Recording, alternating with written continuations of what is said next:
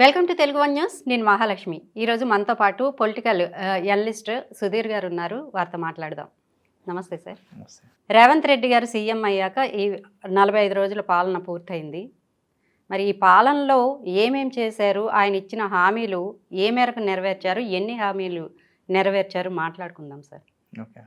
ఈ యొక్క 6 గ్యారెంటీలని ప్రజలు నమ్మారు కనుకే తెలంగాణలో రేవంత్ రెడ్డికి కాంగ్రెస్ పార్టీకి పట్టం కట్టారు. ఈ యొక్క 6 గ్యారెంటీలు ఇంప్లిమెంట్ చేస్తారన్న ఉద్దేశంతో గత పాలనలో గత 10 సంవత్సరాల్లో కేసీఆర్ గారు ఇచ్చిన హామీలు కానీ కొంచెం పరిపాలనలో కానీ ఇబ్బందికరంగా, ఇప్పుడు ఆయన దళితులకి 3 ఎకరాలు అన్నాడు, ఇల్లు అన్నాడు, ఇప్పుడు డబుల్ బెడ్రూమ్ ఇల్లు అన్నారు, చాలామందికి అందలేదు.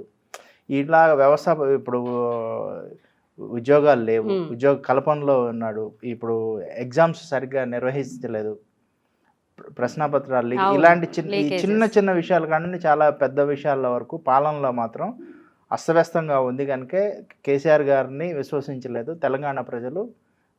కాంగ్రెస్ పార్టీని నమ్మి ఓట్లేశారు. ఈ యొక్క 6 గ్యారెంటీలు అయితే ఇంప్లిమెంటేషన్ చేసే 100% ఉంటుంది.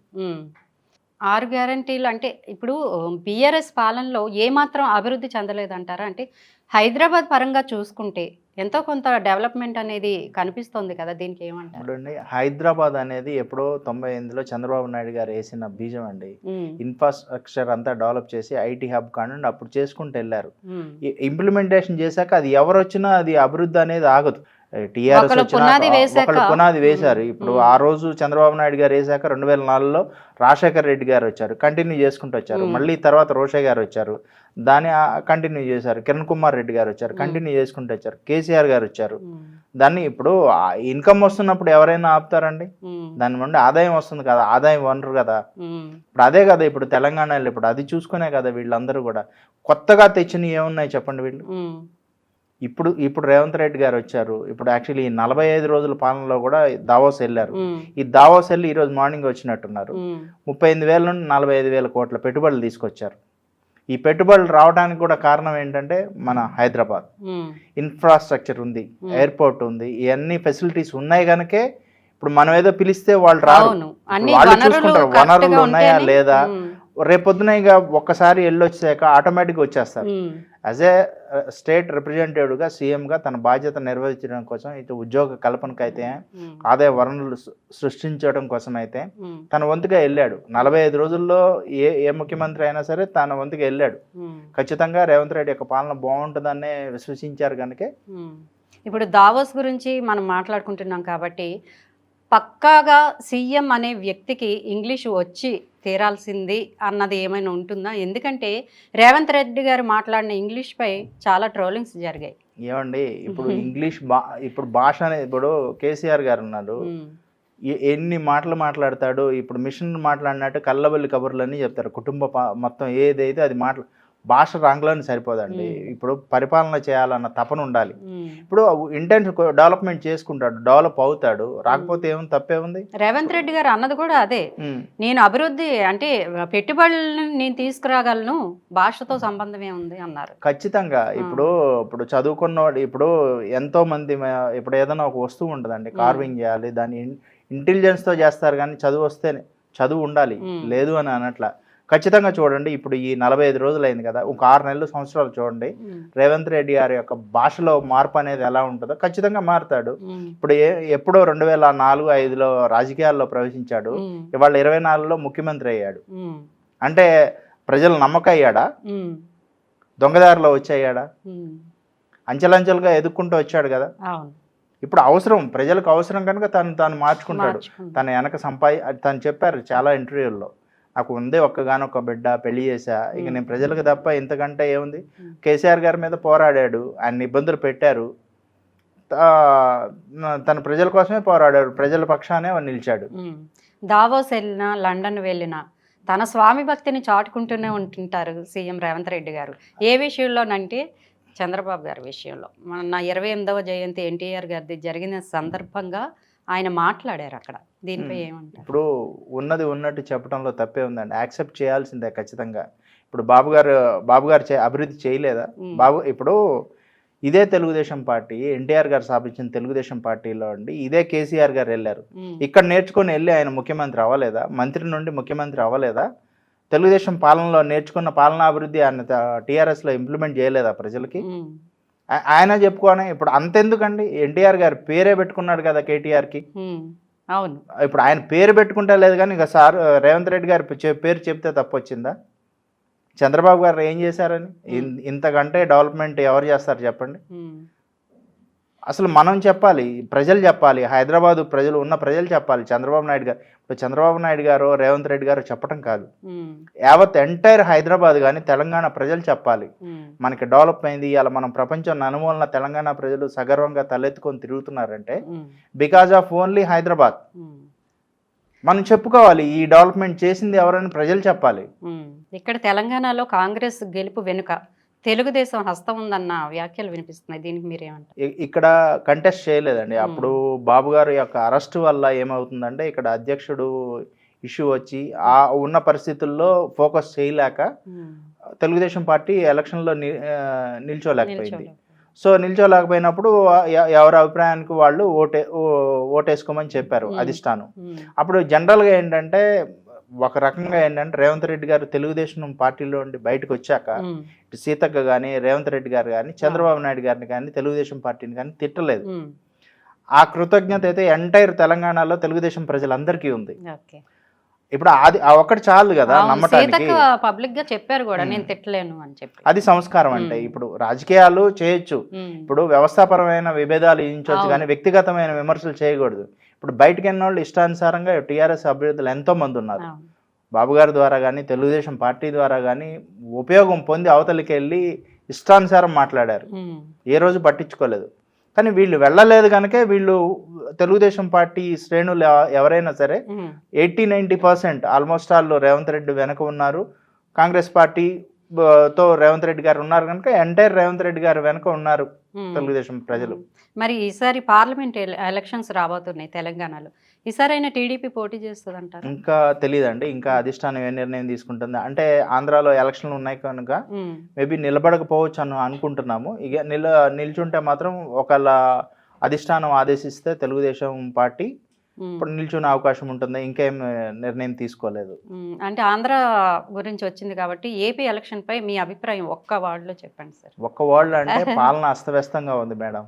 ఇక అక్కడ ఏంటంటే ప్రజలు ఖచ్చితంగా ఈసారి తెలుగుదేశానికి పట్టం కడతారు 100%. ఇప్పుడు ఎందుకంటే వాళ్ళు పడే ఇబ్బంది వర్ణాతీతం. అంటే సర్వేలు కూడా అటువైపే చూపిస్తున్నాయి కదా. సర్వేలు కాదు, వాస్తవం చెప్తున్నాయి సర్వేలు కూడా. ఇప్పుడు తెలుగుదేశం పార్టీ అంటే ఫేవర్గా నాయకులు అంటే ఇదేం కాదు, అక్కడున్న పరిపాలన బాగాలేదు. ఆ వైసీపీ ఎమ్మెల్యేలే జగన్తో విభేదించి బయటకు వచ్చేస్తున్నారు. తను కూడా ఇంకొకరిని తన పక్కన నమ్మే పరిస్థితి లేదు జగన్మోహన్ రెడ్డి గారు. చాలా రకమైన ఇబ్బందులు ఉన్నాయి. ఇక కేసీఆర్ బీఆర్ఎస్ పాలన గురించి వస్తే ఈ కాళేశ్వరం అనేది ప్రాజెక్టుపై పెద్ద ఎత్తున జరుగుతోంది చర్చ. అసలు ఎందుకు సార్ కాళేశ్వరమే ఒక్కటే టార్గెట్ చేశారు? ఏముంది అసలు కాళేశ్వరం దగ్గర, ఏం జరిగింది? కాళేశ్వరం దగ్గర అంటే ఏం జరిగిందంటే మేడం, అది అన్ని లక్షల కోట్ల రూపాయలు పెట్టి ఒక ప్రాజెక్ట్ కట్టాక ఇప్పుడు ఎన్ని వేల క్యూసెక్కులు నీరు నిల్వ చేసి 1000 ఎకరాలకు పంటలు అందిస్తా అని పెట్టాడు. ఇప్పుడు చుక్క నీరు లేదు అందులో, అది నిర్వీర్యం అయిపోయింది. ఇప్పుడు సొంత డబ్బులతో ఇప్పుడు రాష్ట్ర ఖజానా ఈరోజు ఎట్లుంది? అప్పుల్లో ఉంది. ఆ డబ్బులు తీసుకొచ్చి అటు ఏమన్నా ఉపయోగపడుతుందా? ఇప్పుడు ఏం విమర్శించడానికి కూడా జనరల్గా ఏంటంటే ఆ డ్యామ్ ప్రాబ్లం అయిపోయింది. అది ఇప్పుడు టెక్నాలజీలో ప్రాబ్లం వచ్చింది అనుకుంటే వీళ్ళని అనడానికి లేదనుకోండి, రేపు పొద్దున సెంట్రల్ గవర్నమెంట్ ఎంక్వైరీ చేసినప్పుడు ఎవరిది తప్పు అన్నీ తెలిసిపోద్ది కదా. అప్పుడు బాధ్యత ముఖ్యమంత్రి వహిస్తాడో, ఈ ఇరిగేషన్ డిపార్ట్మెంట్ వారు వహిస్తారా, లేకపోతే మంత్రులు వహిస్తారా, సెక్రటరీలు ప్రిన్సిపల్ సెక్రటరీ ఇరిగేషన్ వహిస్తాడా అనేది జనరల్గా ఎంక్వైరీలో తేలుతుంది. ఇన్ని లక్షల కోట్ల రూపాయలు నిర్వీర్యం అయిపోయినప్పుడు బాధ ఏదండి? అడిగే అవకాశం ఉంటుంది. ఇప్పుడు దాన్ని అడగొద్దంటే ఎట్లా? దీంట్లో అరెస్టులు జరిగే ఛాన్సెస్ ఉన్నాయా? ఎవరైనా అరెస్టులు జరిగే ఛాన్సెస్ ఉన్నాయా? అంటే ఖచ్చితంగా ఇప్పుడు అందులో ఎవరిదైనా తప్పు తెలుస్తుంటే ఖచ్చితంగా ఇప్పుడు దాన్ని కోర్లు తీస్తారండి. ఆ పిల్లర్స్ లో యాక్చువల్ గా శాండ్ ఫౌండేషన్ అది అంతా కూడా. సో ఇప్పుడు దాంట్లో ఎంక్వైరీ చేసేసి క్వాలిటీ కంట్రోల్ సెంట్రల్ గవర్నమెంట్ వస్తుంది, స్టేట్ గవర్నమెంట్ ఉంటుంది, విజిలెన్స్ ఎంక్వైరీలు వేస్తారు. దీనికి ఒక కమిటీ ఉంటుంది. దాన్ని బట్టి ఖచ్చితంగా దాని బాధ్యతలు ఎవరినైతే ఉన్నారో వాళ్ళ మీద తగు చర్య తీసుకుంటారు. ఇప్పుడు అంత చేస్తున్నారు కదా, 40 రోజులైంది. రేవంత్ రెడ్డి పాలన బాగాలేదు, ఇంప్లిమెంట్ చేయలేదని మాట్లాడుతున్నారు. అసలు ఇప్పుడు వీళ్ళు చేసిన దానికి అసలు ఒక ఏరియాలో వరదలు వచ్చినాయి అనుకోండి మేడం, మన ఇళ్ళకెళ్ళి 10 ఇళ్ళకెళ్ళి బురద రావటం అవన్నీ కడుక్కోవటానికే మనకి 10 రోజులు పడుతుంది. చాలా టైం పడుతుంది. వీళ్ళు చేసిన పాలన అస్తవ్యవస్థ సరిదిద్దాలంటే కాంగ్రెస్ పార్టీకి టైం పడుతుందిగా. పడుతుంది ఖచ్చితంగా. జనాలు కూడా చూస్తున్నారు, జనాలు ఏం మాట్లాడలా. అసలు నిజంగా టీఆర్ఎస్ నాయకులకు కానీ అధిష్టానం కానీ కాంగ్రెస్ పార్టీని ఇప్పుడు ఉన్న పరిస్థితుల్లో అసలు సంవత్సరం దాకా ప్రశ్నించకూడదు. ఎందుకంటే వీళ్ళకి టైం ఇవ్వాలి కదా చేయడానికి కూడా. అరే 40 రోజులకే అప్పుడు అన్నారు, అప్పుడు విమర్శిస్తున్నప్పుడు కాంగ్రెస్ అడిగినప్పుడు పసిగొడ్డు తెలంగాణ ఇప్పుడే పుట్టింది, తెలంగాణ 14లో పుట్టింది, 16, 17కి 3 నెలలు 3 సంవత్సరాలే 4 సంవత్సరాలే, అప్పుడే ప్రశ్నిస్తారా, పాలన వచ్చి 4 ఏళ్ళేగా అయింది, ఇంకొకసారి అవకాశం ఏంటి 2018కి కూడా ఇచ్చారు. ఏం చేశారు? 3 సంవత్సరాలు 4 సంవత్సరాలు అయినా టీఆర్ఎస్ అడగకూడదు, 40 రోజులు అయినప్పుడే వీళ్ళు అడగడం స్టార్ట్ చేస్తారు. నేను అనేది ఇక్కడ రేవంత్ రెడ్డి గారిని సపోర్ట్ చేయటమో కాంగ్రెస్ పార్టీని సపోర్ట్ చేయటమో కాదు, వీళ్ళు కూడా టీఆర్ఎస్ శ్రేణులు సంయమనం పాటించాలి, టైం ఇవ్వాలి. ఎవరికైనా ఖచ్చితంగా టైం ఇవ్వాలి. ఇప్పుడు అడగలేదా దళితులకు 3 ఎకరాలు అంటే 10 ఏళ్ళు అయింది, ఇవ్వకపోయినా కానీ అడిగారా? వాళ్ళు ఓటు ద్వారా చూపించారు కానీ ఏం మాట్లాడలేదే. వీళ్ళు కూడా సంయమనం పాటించాలండి ఖచ్చితంగా. ఈ నలుగురే ఉన్నారు పాలనలో. నిజంగా టీఆర్ఎస్లో కూడా ఎమ్మెల్యేలు చాలా మందిని కేసీఆర్ని కలవలో కూడా ఉన్నారు.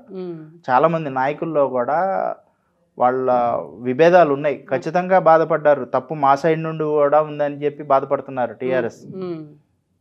ఆ రోజు చంద్రబాబు నాయుడు గారిని అరెస్ట్ చేశాక మాట్లాడింది కూడా కేటీఆర్ గారు మాట్లాడింది తప్పని ఇంటర్నల్ గా వాళ్ళు బాధపడి ఈరోజు గవర్నమెంట్ పోవటానికి కూడా కారణం ఒక రకంగా కేటీఆర్ గారే అనుకుంటున్నారు. అంటే చంద్రబాబు గారిపై విమర్శలు చేయడం కూడా ఒక కారణం అంటున్నారు. అది బలమైన కారణం అని టీఆర్ఎస్ శ్రేణులు విశ్వసిస్తున్నారు. ఓటమికి గల కారణం ఎవరైనా ఆలోచిస్తారు కదా ఎందుకు ఓడిపోయామనేది. మేజర్గా అది కూడా దాని ఇంపాక్ట్ చూపట్టింది. నిన్న హరీష్ రావు గారు చూసుకుంటే ట్వీట్ చేశారు, మార్చిలో పార్లమెంట్ ఎలక్షన్స్ వస్తున్నాయి, ఈలోపే 6 హామీలను నెరవేర్చాలి అని. దీనికి మీరు ఏమంటారు? ఖచ్చితంగా అండి. ఇప్పుడు 6 హామీలు పార్లమెంట్ ఎలక్షన్ లోపే నిర్వర్తించాలంటే ఇప్పుడు ఎవరికి అందలేదు, ఎవరికి అందుతాయి. ఇప్పుడు భూస్వాములకు కూడా దళిత బంధు ఇచ్చారండి, 100 ఎకరాలు ఉన్న వాళ్ళు కూడా దళిత బంధు తీసుకున్నారు. ఇప్పుడు ఇలాంటి వాళ్ళందరికీ కూడా సామాన్య రైతులకి దళిత బంధు అందాలి, కామన్ ఎవరైతే ఉన్నారో వాళ్ళకి అందాలని కాంగ్రెస్ పార్టీ అర్హులైన వాళ్ళకి అందాలి. దాన్ని చేయాలంటే ప్రక్షాళన అనేది కంపల్సరీగా చేయాలి. ఇప్పుడు అనేది ఒక దోచిపెట్టేది ఒక భూస్వామికి వెళ్ళిపోతే ఎట్లా అండి? ఇప్పుడు ఈ 6 గ్యారెంటీల్లో ఖచ్చితంగా ఇంప్లిమెంటేషన్ చేస్తారు. ఇప్పుడు సెక్రటేరియట్ ఉంది, ఈరోజు ఒక్కసారి మనం సెక్రటేరియట్ వెళ్ళి చూస్తే రేవంత్ రెడ్డి గారి పాలన తెలుస్తుంది. అక్కడికి ఉన్న మంత్రులు కానీ ఎమ్మెల్యేలు కానీ అక్కడికి వస్తున్న సామాన్య ప్రజలు కానీ పరిపాలన ఎలా ఉంటుందో ఒకసారి వెళ్ళి మనం సెక్రటేరియట్కి వెళ్ళి ఎవరైనా చూడొచ్చు. ఇవాళ ఎంత బిజీగా ఉన్నారంటే కాన్ఫరెన్సులతో కానీ మీటింగులతో కానీ ప్రజలతో ఇంటరాక్షన్ అయ్యి కానీ వాళ్ళ సమస్యలు ఈరోజు కూడా ఎమ్మెల్యేలకు కానీ మంత్రులకు కానీ మాట్లాడే టైం ఉండట్లా. ఖచ్చితంగా టైం పడుతుంది, టైం ఇవ్వాలి. ఏ రోజుకి 40 రోజులకే ఇప్పుడు ఇంకా 3 నెలలు పోతే అసలు పాలన అనేది బయటకు వస్తుంది. ఈ పార్లమెంట్ ఎలక్షన్ అయిపోయాక అప్పుడు టీఆర్ఎస్ శ్రేణులకు మాట్లాడేదానికి కూడా నోరు రాదు. ఇప్పుడు అసలు ఎందుకు సెక్రటేరియట్ మార్పులు చేర్పులు జరుగుతున్నాయి అంటేనే ఫైళ్లు పోయినాయి, కంప్యూటర్లు మిస్ అయినాయి, చాలా మిస్ప్లేస్ అయినాయి. అప్పుడు లేవన్నోరు ఇప్పుడు ఎందుకు లేస్తుందండి? ప్రజావాణిపై మీ అభిప్రాయం ఏంటి సార్? ప్రజావాణిపై అనూహ్యమైన స్పందన ఉందండి. ఇప్పుడు ప్రజలు అందరూ కూడా సామాన్యులందరూ కూడా ఎవరికి చెప్పుకోలేని పరిస్థితి. అప్పట్లో నియంత పాలన, దొరల పాలన ఉండేది. ఇవాళ ఎమ్మెల్యే కాదు డైరెక్ట్ ముఖ్యమంత్రికి వరకు యాక్సెస్ ఇచ్చారు. దీనివల్ల ఏంటంటే ఒక నమ్మకం, ఒక భరోసా అనేది ఖచ్చితంగా ఉంది. వాళ్ళ యొక్క సమస్యలకి మరి సంవత్సరం పరిష్కారం జరిగే అవకాశం ఉంది. ఇక్కడ కబ్జాకోరులు కానీ ఇప్పుడు ఎక్కువ శాతం ల్యాండ్ కబ్జా, తర్వాత ఈ యొక్క పేద ప్రజలకి ఒక పెన్షన్లో కానీ అవకతవకలు కానీ ఆఫీసుల్లో వాళ్ళకి రావాల్సిన పెన్షన్ కానీ నిరుద్యోగం కానీ ఇలాంటి వాటి అన్నిటి మీద సమూలమైన మార్పు తీసుకురావడానికి ఒక ప్రజావాణి ఉపయోగపడుతుంది. అన్యాయానికి మాత్రం అన్యాయం అయితే జరగదు, ఖచ్చితంగా న్యాయమే జరుగుతుందని ప్రజలు విశ్వసిస్తున్నారు ప్రజావాణిపై. ప్రగతి భవన్ అంటే ఒక బుల్లెట్ ప్రూఫ్ హౌస్ అని అప్పట్లో అన్నారు. మరి అటువంటిది ఆ బుల్లెట్ ప్రూఫ్ హౌస్ని బట్టి గారికి కేటాయించడం వెనుక ఏంటి సార్ అసలు? బట్టి గారు కేటాయించడం అంటే అంటే సీఎం ఉండాల్సిన ప్లేస్లో డిప్యూటీ సీఎం ఉండడం ఏంటి? అంటే ఇప్పుడు ఇక్కడ రేవంత్ రెడ్డి గారు చెప్పారు, ఉమ్, ఇప్పుడు సీఎంగా సీఎంగా రేవంత్ రెడ్డి గారు అక్కడ ఉండాలి. అవును. ఇప్పుడు దాన్ని కోట బద్దలు కొట్టాడు, ప్రతి ఒక్కళ్ళు సామాన్యులకు పోవాలి. ఇప్పుడు దాంట్లో ఉన్న 3 బిల్డింగ్లో ఉన్నది రేవంత్ రెడ్డి గారు చిన్న ఫ్యామిలీ. ఓకే. రేవంత్ రెడ్డి గారు వారి యొక్క భార్య, ఒక కూతురికి మ్యారేజ్ చేశారు కానీ కూతురు వేరే చోట, వీళ్ళిద్దరే. ఓకే. వీళ్ళిద్దరికి ఉన్న ఇల్లు సరిపోద్దని ఆటోమేటిక్ చెప్పారు, అంతమంది మార్పడం అవసరం లేదు. ఉమ్, ఇప్పుడు అంతెందుకు, మొన్న సీఎం అయ్యాక కాన్వాయ్ కొనడానికి డబ్బులు వేస్ట్ అని చెప్పేసి మామూలుగా ఉన్న కాన్వాయ్ని వాడుతున్నారు. అవును. ఎందుకు ఇప్పుడు వాళ్ళిద్దరు ఎందుకు ఇప్పుడు కొద్ది గొప్ప సెక్యూరిటీకి ఏమైనా ప్రాబ్లం వస్తే వాళ్ళ ఇళ్ళ దగ్గర 3 ఇళ్ళ వాళ్ళకి చెప్పారు, కోఆర్డినేట్ చేసుకుంటూ వెళ్తున్నారు. యాజ్ ఉప ముఖ్యమంత్రిగా బట్టి గారికి అక్కడ కన్వీనియంట్గా లేదు, ఆయన ఖచ్చితంగా ఉండాలి కనుక ఇప్పుడు సీతక్కకు కానీ బట్టి గారికి కానీ ఆ యొక్క ప్రగతి భవన్ ఇచ్చేసేసి ముందల ఇంకా ఇప్పుడు దాన్ని కూడా పార్టియేషన్ చేసేసి ఇంప్లిమెంటేషన్లో భాగంగా వాళ్ళ కలెక్టర్లకు కూడా ఇవ్వటం జరిగింది. అది పార్టిషన్ చేసి కలెక్టర్లకు ఇచ్చారు. అంటే కలెక్టర్ కంటే మేడం ఇప్పుడు కొన్ని రీహోర్సెస్, కొత్త ఎంప్లాయ్మెంట్ క్రియేట్ చేయడం కోసం విదేశాల్లో ఇప్పుడు గల్ఫ్ పోయే వాళ్ళకి కానీ ఎక్కడెక్కడ ఏ ప్లేస్మెంట్స్ ఉన్నాయి ఇవన్నీ చేయడం కోసం ఒక వినూత్నమైన పాలన చేయబోతున్నారు మేడం. అక్కడ ఒక సెక్రటరీలు కానీ వీళ్ళన్నిటిగానే ఒక భవనం ఉంది మేడం, దాంట్లో ఒక భాగం పెట్టారు. ఇది మీరు కొత్త పాయింట్ చెప్పారు, ఇది ఇప్పటి కొత్త భాగం లేదు, మన సీఎం రేవంత్ రెడ్డి గారు చెప్పినవి. మనం ఏం సొంతంగా మనం చెప్పే ఏం కాదు, అక్కడ రేవంత్ రెడ్డి గారు చెప్పే చెప్తున్నాం. కొత్త పాయింట్ ఏం లేదు మేడం అందులో. ఇప్పుడు బట్టి గారు ఉన్నారు అంటే కనుక ఉంది, ఖచ్చితంగా ఉండాలి అనే ఉప ముఖ్యమంత్రిగా ఉన్నారు. ఎందుకంటే ఏంటంటే రేవంత్ రెడ్డి గారు ఇప్పుడు సిఎల్పి లీడర్గా ఉన్నారు, బట్టి గారు ఒక ఎప్పటి నుండో ఉన్నారు. ఇప్పుడు ఒకటే మేడం, రేవంత్ రెడ్డి గారు యొక్క పాలన ఎలా ఉందంటే అందరితో కలివిడిగా ఉంటారు, గౌరవ మర్యాదలతో ఉంటారు. బట్టి గారు పెద్దన్న కనుక ఆ గౌరవం ఇచ్చారు, బట్టి గారిని అక్కడ పెట్టారు. బట్టి గారికి ఇచ్చే గౌరవం అనుకోవచ్చు కదా, అట్లా కూడా అనుకోవచ్చు. ఇప్పుడు పెద్దన్న ఉన్నాడు, అక్కడే ఉన్నాడు, ఏం కాదు, ఇప్పుడు పరిపాలన చేయడానికి ఏముంది. సీతక్క, కొండా సురేఖ గారి గురించి మీరేం చెప్తారు? ఇద్దరు కూడా వాళ్ళు యొక్క కింద నుండి వచ్చినారు మేడం. సీత గారు అయితే ఇప్పుడు నక్సలిజం నుండి తర్వాత సాధక బాధకాలు తెలుసుకొని ఒక గిరిజన మహిళ, ఎప్పుడు పేదల పక్షాన్ని నిలిచింది, అదే నమ్ముకొని పైకి వచ్చింది. ఖచ్చితంగా పాలనలో మాత్రం మంచి మార్పులు తీసుకుంటాం, పేద ప్రజల కోసం పాటుపడుతుంది. ఆవిడ కేటాయించింది కరెక్టే అంటారా? ఖచ్చితంగా. ఇప్పుడు ఆమె ఏది కేటాయించినా వాళ్ళు సవ్యంగా చేయగలుగుతారు. ఇప్పుడు కొండా సురేఖ గారైనా సరే, అటు భర్తను కానీ కూతుర్ని కానీ, ఇప్పుడు రాజశేఖర రెడ్డి కాలం నుండి ఉన్నారు ఆమె గారు. ఆమె మాట్లాడే ప్రతి ఒక్క మాటలో ట్రాన్స్పరెన్సీ ఉంటుంది. ఇప్పుడు కళ్ళబొల్లి కబుర్లు చెప్పి మాయ చేయడం వాళ్ళకి చేత కాదు. గెలిచినా ఓడినా వాళ్ళ కుటుంబాలు, ఇప్పుడు కొండా సురేఖ గారి కుటుంబం గెలిచినా ఓడినా ప్రజల మధ్య ఉంటారు. వాళ్ళు అదే ప్రజల మధ్య ఉంటారు, ఉన్నది వాస్తవం చెప్పుకుంటూ వెళ్తారు. ఖచ్చితంగా మాత్రం ప్రజలకు మాత్రం మంచి చేస్తారు. చంద్రబాబు గారు అయోధ్య వెళ్ళారు, జగన్కి ఆహ్వానం లేదు, దీనిపై మీరు ఏం మాట్లాడారు? ఆహ్వానం లేదని మనం ఎలా చెప్పగలం? లేదన్నారు, జగన్కి ఆహ్వానం పంపలేదు. ఓకే, ఈ మేబీ చంద్రబాబు గారికి ఇచ్చారు అంటే చంద్రబాబు గారి యొక్క తను ఒక ప్రపంచ నేత మేడం, ఒక అరుదైన వ్యక్తి. నేను చెప్తున్నాను, చంద్రబాబు గారిని ఏ పార్టీ నాయకులైనా సరే, తెలుగుదేశం కానీ వైసీపీ కానీ ఎంటైర్ బీజేపీ పార్టీ కానీ కాంగ్రెస్ పార్టీ కానీ ఇలాంటి నాయకుడు అనేవాడు మళ్ళీ పుట్టాడు మేడం. చంద్రబాబు గారు లాంటి ఒక అరుదైన వ్యక్తి. ఎందుకంటే తన్ని ఎంత వాడుకుంటా అంటే దేశం కూడా ఉపయోగపడుతుంది, దేశానికి ఉపయోగపడే ఆర్థిక ప్రణాళికలు ఇవ్వగలుగుతారు.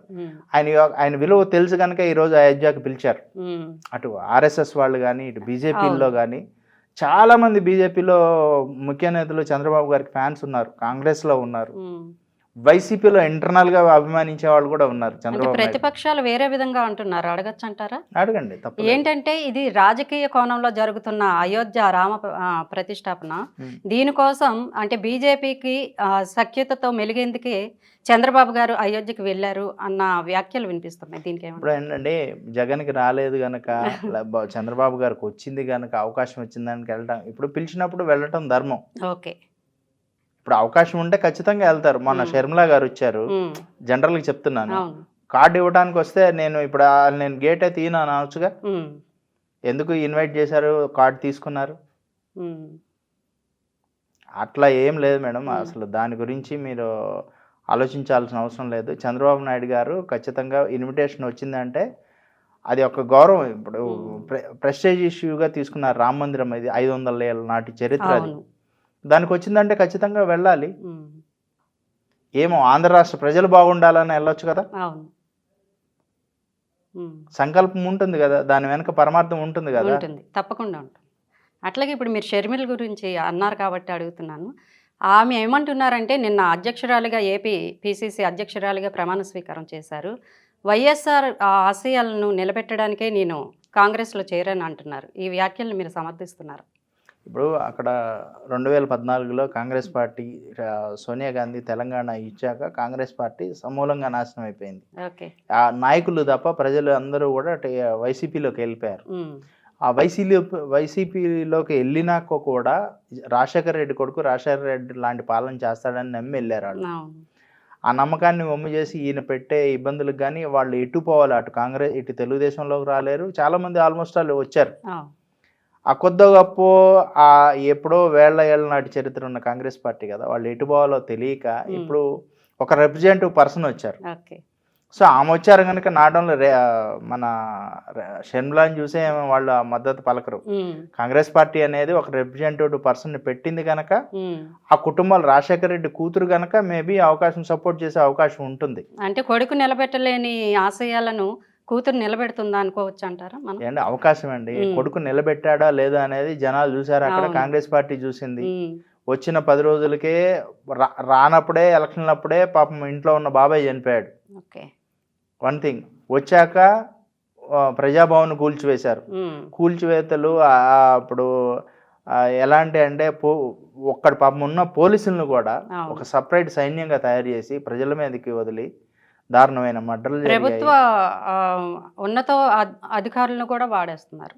ఉన్నత అధికారులను ఖచ్చితంగా అండి. ఇప్పుడు కింద ఉన్న ఎస్ఐలు సిఐలు కంటే వాళ్ళు చాలా ఇబ్బందులు పడుతున్నారు కూడా ఇందులో ఉన్నారు కాబట్టి వాళ్ళు మెహర్బానీ పొందాలి కదా.